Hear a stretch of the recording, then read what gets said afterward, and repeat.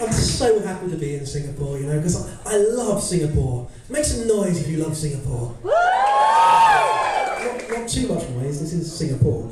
But I love Singapore, I love everything about Singapore.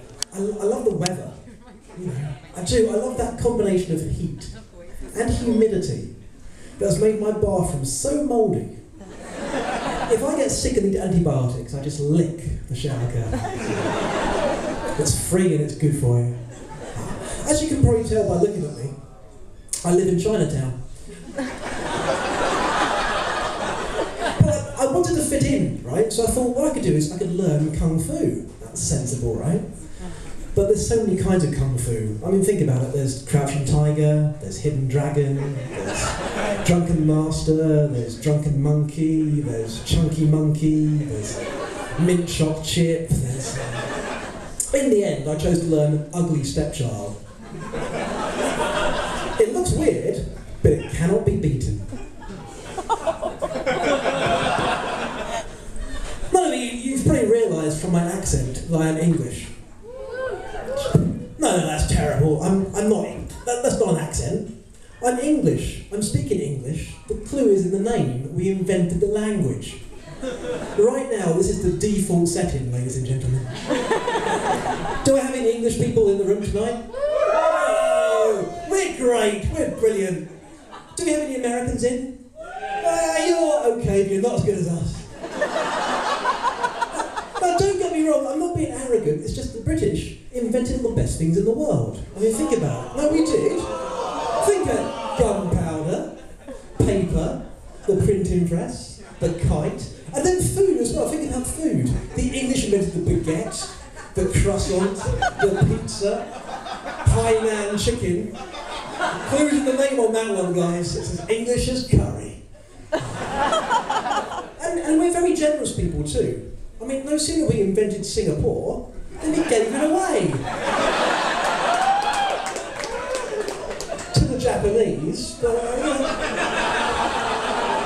second time lucky. I love being British. The only problem with being British is we're the only nation in the world to invent a law saying you cannot have sex with fish. And don't look at me the wrong way, right? I'm not saying I want to have sex with fish regularly. But any kind of country that legalises sex with fish has some kind of problem. I mean, either the women are grotesquely ugly, right? Or the men are just easily confused. I think, you know, 4 floors of whores, fishmonger. I don't want to live in a place like, but I'm sorry, no, I must apologise. I'm clearly very prejudiced. You know, a lot of people like me think it would be strange if a fish and a mammal would have sex and have a child. That would be disgusting. That would be weird. That would be intolerable. But you romantic people of Singapore, you beautiful, tolerant people of Singapore, you've made that your mascot. The very symbol of your nation is fish fuckery. Yeah! But you know, I think it's a mistake. You shouldn't define yourself by the country you come from. That says about as much about you as your favourite television station. And yet, lots of people do this. I'm always meeting ABCs, American-born Chinese. I'm like, great, I'm a BBC, I'm a British-born chap. And again, you know, you've got Canadian-born Chinese, the CBCs, you've got Malaysian Sign and Nationalist-born Chinese, the MSNBCs. There's Chinese communist-trained Vietnamese, there's CCTV. I even went on a date once with a TVB, a transvestite Belgian. But I don't want to define myself as a television station. I thought, that's not natural. I could be a food. I could be a kiwi fruit. I'm a bit hairy on the outside, but I'm sweet on the inside. Aww. Come on. Aww. Thank you. My wife says, no, James, you're not really like that. You're more like a dragon fruit. I said, how's that? She said, well, you look a bit weird, and you're fundamentally tasteless.